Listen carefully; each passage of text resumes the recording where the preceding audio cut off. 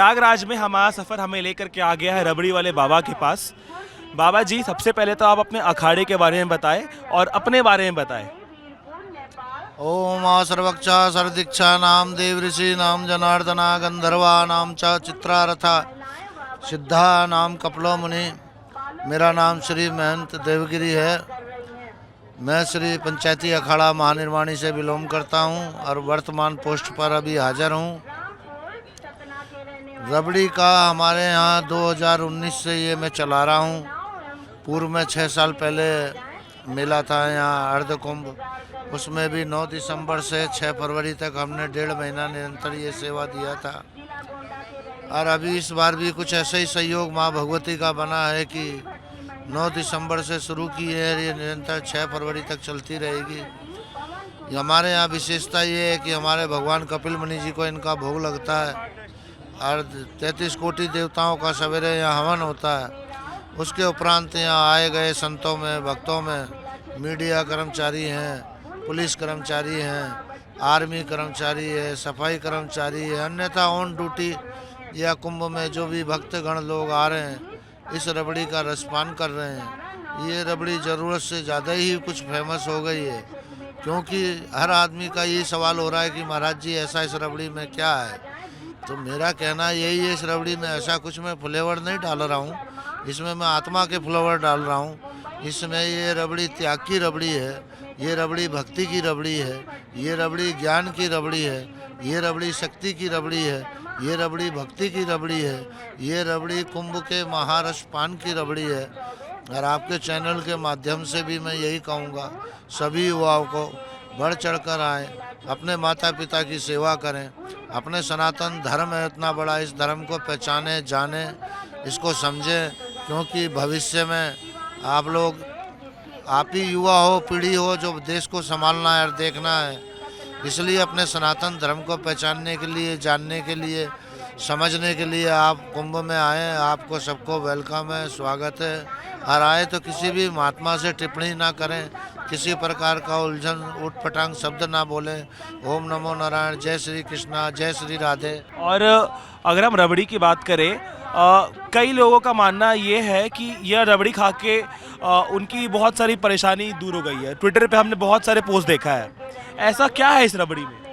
मैंने आपको पहले ही पूर्व में कह दिया है कि ये त्याग की रबड़ी है, ये भक्ति की रबड़ी है, ये ज्ञान की रबड़ी है, ये वैराग्य की रबड़ी है। 18 कलाक 19 कलाक में बैठ के एक आसन पे इसको बनाता हूँ। मेरे आत्म भाव की रबड़ी है। फिर महाकुंभ 144 साल बाद आया है, उस पर्व की रबड़ी है। तो भगवती सभी देवता लोग यहाँ कुंभ में इकट्ठा हो रखे हैं, उनका भी रसपान इसमें आ जा रहा है, क्योंकि ये निस्वार्थ सेवा है। इसमें मैं 1 रुपया किसी से चार्ज नहीं करता हूँ। गुजरात में मेरे पास 20 बीघा ज़मीन है, छोटी सी एक गौशाला चलाता हूँ। 6 साल मेहनत करता हूँ, आधा खर्चा गौशाला में देता हूँ, आधा खर्चे में ये सब रबड़ी वबड़ी पिला के यहाँ से अपने प्रेमी भक्तों को हाथ जोड़ के यहाँ से फिर चले जाता हूँ। हम यहाँ पे देख रहे हैं कि यहाँ पे फूलों की बारिश हो रखी है जहाँ पे रबड़ियाँ बना रहे हैं। आप क्या इस रबड़ी में फूल भी डालते हो? नहीं, फूल नहीं डालते हैं, ये हमारा देवता का श्रृंगार है। सवेरे मैंने आपको बताया कि पूर्व में पहले यहाँ हवन होता है, भगवान का श्रृंगार होता है, देवताओं को स्नान होता है, ध्यान होता है, पूजा होती है, आरती अभिषेक होता है, उसके उपरांत हवन होता है रबड़ी का। तो ये हमारा श्रृंगार है देवों का। जैसे स्त्री के 16 श्रृंगार हैं, पुरुष के अपने श्रृंगार हैं, ऐसे ये देवताओं के श्रृंगार हैं, इस पवित्रता से बनाते हैं। और बाबा जी, कुंभ मेला का आयोजन को लेकर आप क्या बोलना चाहोगे? किस तरह का आयोजन हुआ है इस बार और कितना इम्पोर्टेंट है? लोग करोड़ों की संख्या में हर दिन आ रहे हैं। माना ये जा रहा है कि 29 तारीख को मौनीवस्या वाले दिन करीबन 8 करोड़ लोग आएंगे। ये हिंदू समाज के लिए कितनी बड़ी बात है? हिंदू समाज के लिए बहुत बड़ी बात है। और सबसे बड़ी बात तो ये है कि 144 साल बाद इसका योग बना है और फिर दोबारा 144 साल बाद ये योग बनेगा। वो इसलिए कि सभी राशि, सभी देवता, सभी नक्षत्र, जो कुंभ पर्व बूंदे 4 स्थानों पे पड़ी थी, हरिद्वार, नासिक, ये कुंभ हरिद्वार, नासिक, इलाहाबाद, उज्जैन, तो ये पर्व आज का वो पर्व है, उस पर्व के माध्यम से डिजिटल कुंभ भी हो गया है। और ये महापूर्ण कुंभ है। कुंभ 3 होते हैं, एक कुंभ होता है, एक अर्ध कुंभ होता है, ये महापूर्ण कुंभ है।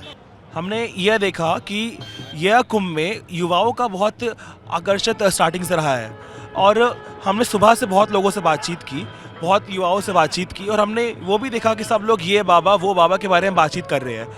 क्या अलग अलग तरह के बाबाओं का इतिहास किस तरह हमारे युवाओं को आकर्षित कर रहा है कुंभ में?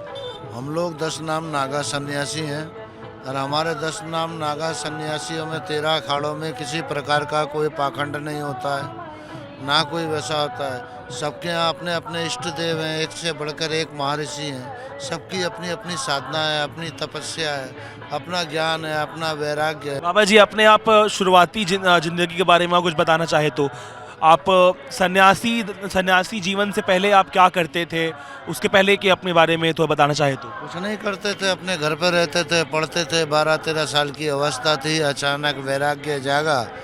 5 भाई थे, परिवार भी हमारा कुंभ में अभी आया हुआ है यहाँ, ऐसा भी नहीं है।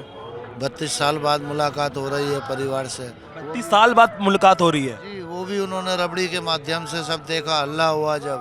मतलब अगर आप वायरल नहीं होते उनको पता भी नहीं चलता? मैं 2019 से ही वायरल हूँ, तब से उनको पता है कि हमारे परिवार का एक सदस्य यहाँ शादी में, सब मालूम है, राजी खुशी है। लेकिन फिर भी 32 सालों के बाद अगर आप घर वालों से मिले तो आपको कैसा लगा? भाई जैसे मेरे लिए तो आप सब जनता एक ही है, मेरी नज़र में कोई फर्क नहीं है। जैसे वो है वैसे हमें, सबको मैं एक जैसा सम्मान दे रहा हूँ। ये नहीं है कि वो मेरे घर वाले हैं तो उनको 2 रबड़ी दे रहा हूँ, दूसरों को 1 दे रहा हूँ।